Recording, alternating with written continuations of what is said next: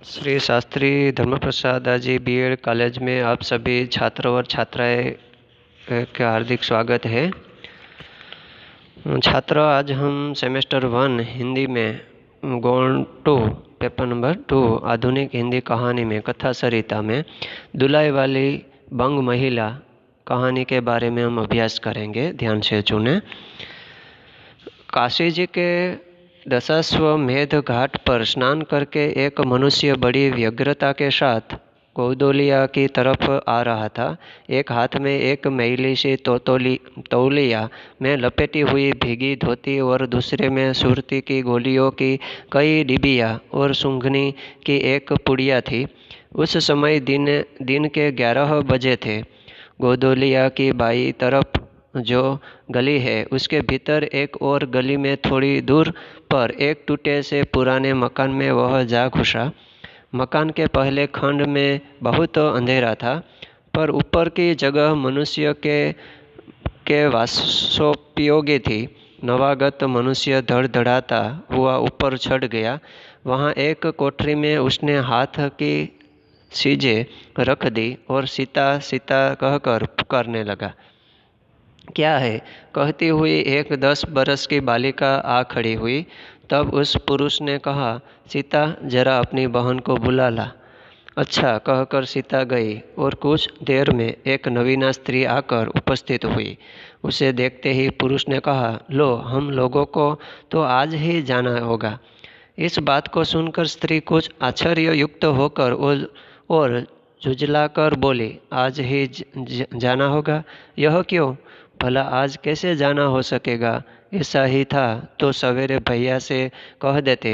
तुम तो जानते हो कि मुँह से कह दिया बस छुट्टी हुई। लड़की कभी विदा की होती तो मालूम पड़ता। आज तो किसी सूरत जाना नहीं हो सकता।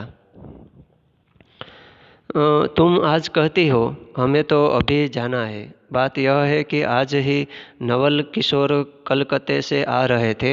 आगरे से अपने नई बहू को भी साथ ला रहे थे, सो उन्होंने हमें आज ही जाने के लिए इसरार किया। हम सब लोग मुगल सराय से साथ ही इलाहाबाद चलेंगे। उनका तार मुझे घर से निकलते ही मिला। इसी से मैं झट नहा धोकर लौट आया। बस अब करना ही क्या है? कपड़ा वपड़ा जो कुछ हो बांध बुध कर घंटे भर में खा पी कर चली चलो। जब हम तुम्हें विदा कराने आए ही है तब कल के बदले आज ही सही। तो कहते हैं ना, कल करे सो आज करे सो अब करे सो अभी। तो यहाँ बताया गया है लेखक ने कि कल क्यों, आज ही हम काम करेंगे। हाँ, यह बात है, नवल जो चाहे करावे। क्या एक ही गाड़ी में न जाने से दोस्ती में बटा लग जाएगा? अब तो किसी तरह रुकोगे नहीं, जरूर ही उनके साथ जाओगे। पर मेरे तो नाको दम आ जाएगी। यहाँ नाको दम आ जाएगी बताया गया है ना कि कभी कभी घर पर नन्हे छोटे बच्चे रमते हैं, तब वो अपने मम्मी पापा के नाको दम आ जाते हैं कि उसको किस तरह रुकवाते हैं। क्यों? किसी बात से, उनकी हंसी से, और किससे हंसी ठट्ठा भी राह में अच्छी लगती है। उनकी हंसी मुझे नहीं भाती। एक रोज मैं चौक में बैठी पुड़िया काढ़ रही थी कि इतने में न जाने कहाँ से आकर नवल चिल्लाने लगे, वह बुला, देखो तुम्हारे बहुत पुड़िया खा रही है। मैं तो मारे शर्म के मर गई। हाँ, भाभी जी ने बात उड़ा दी। सही, वे बोली, खाने पहनने के लिए तो आई है। पर मुझे उनकी हंसी बहुत बुरी लगी। बस इसी से तुम अनेक साथ नहीं जाना चाहती? अच्छा चलो, मैं नवल से कह दूंगा कि यह बेचारी कभी रोटी तक तो खाती ही नहीं, पूड़ी क्यों खाने लगी। यहाँ बताया गया कि एक दूसरे के साथ जो घूमने जाते हैं तो वहाँ से न जाने कहाँ से आते हैं, चिल्लाने लगते हैं, बुआ न बुआ, देखो तुम्हारी बहू पुड़िया खा रही है। मैं तो मारे शर्म के मर गई। हाँ भाभी जी के बात उड़ा दी सही, बोली खाने पहने के लिए आई थी, मुझे उनकी हंसी बहुत बुरी लगी। ऐसे बात बताने लगा। बस इसी से तुमने उनके साथ नहीं जाना चाहती? अच्छा चलो, मैं नवल से कह दूंगा कि यह बेचारी कभी रोटी तक तो खाती ही है नहीं, पूड़ी क्यों खाने लगी। इतना कहकर बंशीधर कोठरी के बाहर चले आए और बोले, मैं तुम्हारे भैया के पास जाता हूँ, तुम रो रुला कर तैयार हो जाना। इतना सुनते ही जानकी देवी की आंखें भर आई और आषाढ़ सावन की ऐसी झड़ी लग गई कि बंशीधर इलाहाबाद के रहने वाले हैं, बनारस से ससुराल है, स्त्री को विदा कराने आई है। ससुराल में एक साले साली को सास से सिवा और कोई नहीं है। नवल किशोर इनके दूर के नाते में ममेरे भाई है, पर दोनों में मित्रता का ख्याल अधिक है, दोनों में गहरी मित्रता है, दोनों एक जान दो कालिब है। यानी कि दोनों में एक जान दो कालिब है। दोनों अलग अलग तो है, लेकिन एक ही दिल के एक ही साथ रहते हैं, ऐसा बताया गया है। उसी दिन बंशीधर का जाना स्थिर हो गया। सीता बहन के संग जाने के लिए रोने लगी। माँ रोती धोती लड़की की विदा की सामग्री इकट्ठी करने लगी। जानकी देवी भी रोती ही रोती तैयार होने लगी। कोई चीज़ भूलने पर धीमी आवाज़ से माँ को याद भी दिलाती गई। 1 बजने पर स्टेशन जाने का समय आया। अब गाड़ी का यह इक्का लाने कौन जाए। ससुराल वालों की अवस्था अब आगे की सी नहीं कि 2-4 नौकर चाकर हर समय बने रहे। सीता के बाप के न रहने से काम बिगड़ गया है। पैसे वाले के यहाँ नौकर चाकरों के सिवा और भी 2-4 खुशामदी घेरे रहते हैं। सूचे को कोने पूछे, एक कहारिन है, सो भी इस समय कही गई है कि सालेराम की तबीयत अच्छी नहीं, वे हर घड़ी बिछोने से बातें करते हैं। 30 पर भी आप कहने लगे, मैं ही धीरे धीरे जाकर कोई सवारी ले आता हूँ, नज़दीक तो है।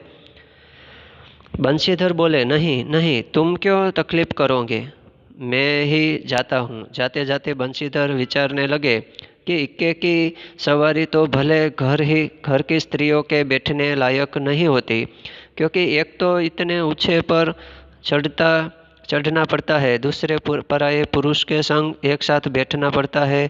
मैं एक पालकी गाड़ी ही कर लूँ, उसके सब तरह का आराम रहता है। पर जब गाड़ी वाले ने 1.5 रुपया किराया मांगा, तब बंशीधर ने कहा, चलो इक्का ही सही, पहुंचने से काम कुछ। नवल किशोर तो यहाँ से साथ ही नहीं, इलाहाबाद में देखा जाएगा। बंशीधर इक्का ले आए और कुछ असबाब था, इक्के पर रख कर आप भी बैठ गए। जानकी देवी बड़ी विकलता से रोती हुई इक्के पर जा बैठी। पर इस अस्थिर संसार में स्थिरता कहाँ, यहाँ कुछ भी स्थिर नहीं। इक्का जैसे जैसे आगे बढ़ता गया, वैसे जानकी की रुलाई भी कम होती गई। सिकरौल के स्टेशन के पास पहुंचते पहुंचते जानकी अपनी आंखें अच्छी तरह पहुंच चुकी थी। दोनों चुपचाप चले जा रहे थे कि अचानक बंशीधर की नज़र अपनी धोती पर पड़ी। और अरे, एक बात तो हम भूल ही गए कि कहकर पछता से उठे। इक्के वाले के कान बचाकर जानकी जी ने पूछा, क्या हुआ, कोई जरूर चीज भूल आए?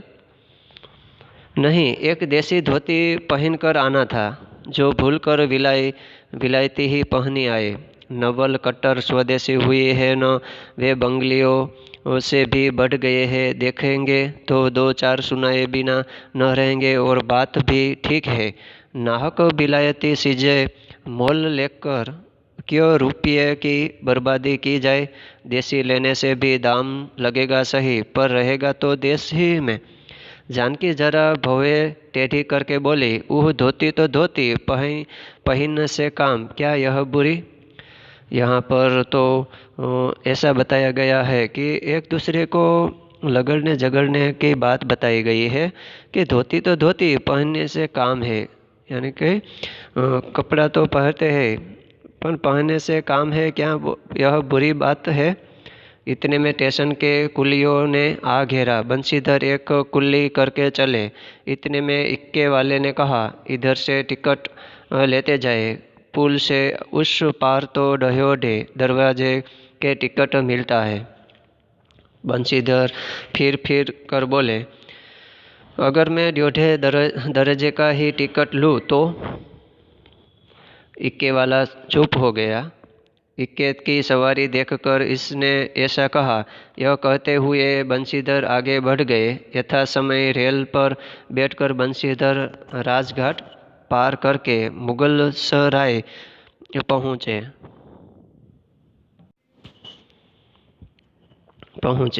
कहा, पुल लाग कर दूसरे प्लेटफार्म पर जा बैठे। आप नवल से मिलने की खुशी में प्लेटफार्म के इस शोर से उस शोर तक टहलते रहे। देखते देखते गाड़ी का धुआं दिखलाई पड़ा। ऐसा बताया कि यहाँ प्लेटफॉर्म में जो शोर मचाया गया था, वह देखते देखते यहाँ एक दूसरे को देखते देखते यहाँ से गाड़ी निकल गई। मुसाफिर अपनी अपनी गठरी संभालने लगे। एक दूसरे रेल देवी भी अपनी चाल धीमी करती हुई गंभीरता से आ खड़ी हुई।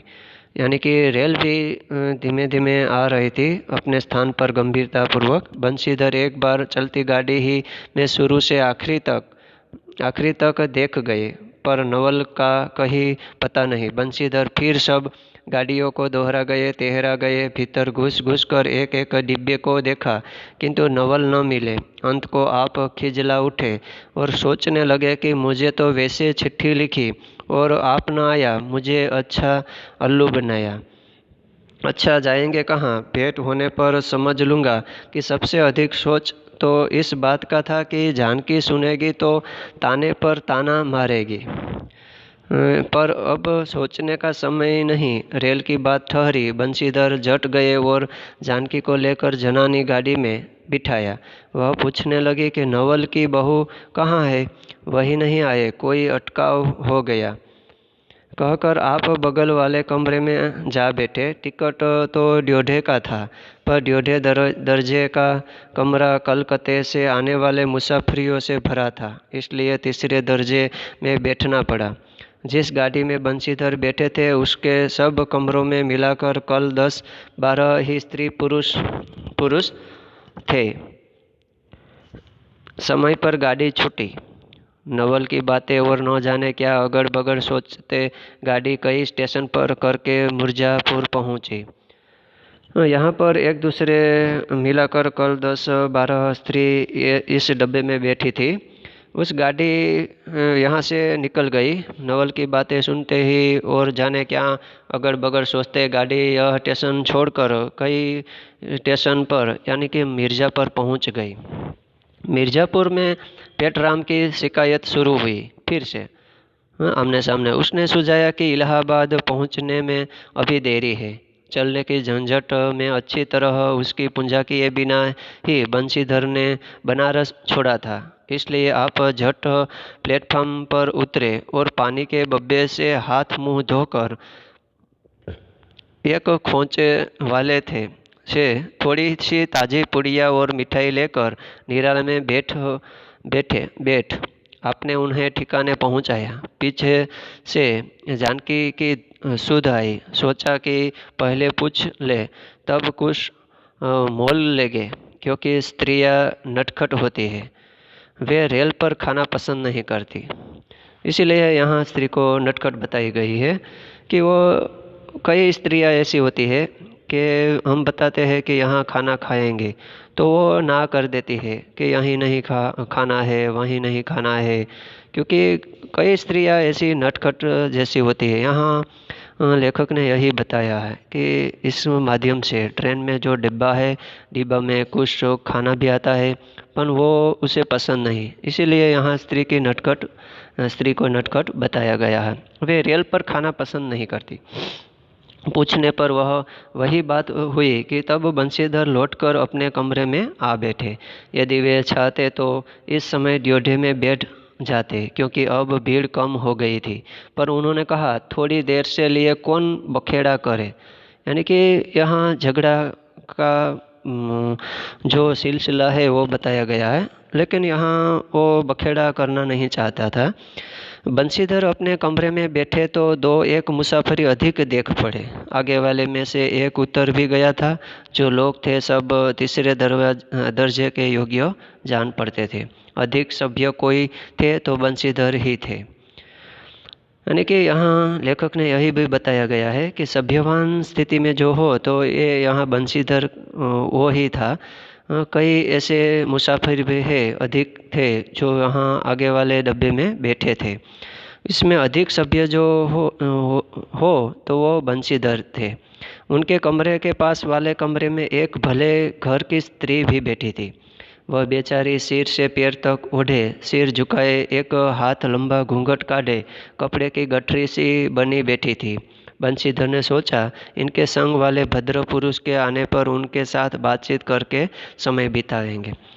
यहाँ बंशीधर ने सोचा कि यहाँ इसके डब्बे के पास एक स्त्री जो बैठी थी, जो बेचारी सिर से पैर तक ओढ़े हुए, वहाँ हाथ लंबा घूंघट काढ़े, कपड़े की गठरी से वो बैठी थी, तो वहाँ उन्होंने बंशीधर ने सोचा कि इनके संग जो भद्र पुरुष था वो जो आए तो तब तक तो मैं उसके साथ बातचीत करके उसके साथ समय बिताऊं। एक दो करके तीसरी घंटी बजी। तब वह स्त्री कुछ अकचकाकर थोड़ा सा मुंह खोल जंगले के बाहर देखने लगी। जो ही गाड़ी छूटी वह मानो काँप सी उठी। रेल का देना लेना तो हो ही गया था। अब उसको किसी की क्या परवाह। वह अपनी स्वाभाविक गति से चलने लगी। प्लेटफार्म पर भीड़ भी न थी। केवल 2-4 आदमी रेल की अंतिम विदाई तक खड़े थे। जब एक स्टेशन दिलवाई दिया तब तक के वह बेचारी बाहर ही देखती रही। फिर अस्पष्ट स्वर से रोने लगी। उस कमरे में 3-4 प्रौढ़ा ग्रामीण स्त्रियां भी थी। एक जो उसके पास ही थी कहने लगी, अरे इनकर मनिए तो नहीं, आइलेन हो देखने हो, रोवल कर थई। दूसरी स्त्री बोली, अरे दूसरी गाड़ी में बैठा। पहली बोली, दूसरी बोहरी ये जनानी गाड़ी में है। दूसरी, तहु हो भलू तो कहूँ, कहकर दूसरी भद्र महिला ने पूछने लगी, कौन गाँव उतरू बेटा? मिर्जोपुर छठी हो न। इसके जवाब में उसने जो कहा सो वह न सुन सकी। तब पहली बोली, हट हम पूछिला न, हम कहाँ उतरू हो? आई इलाहाबाद। दूसरे, इलाहाबाद कौन गाँव को गोइया। यहाँ बताया गया कि एक स्त्री और दूसरी स्त्री साम सामे बहस कर रही थी। तो हाँ छात्र और छात्राएं, आज हम धुलाई वाली बंग महिला के बारे में यहाँ तक रखेंगे, कल पढ़ेंगे।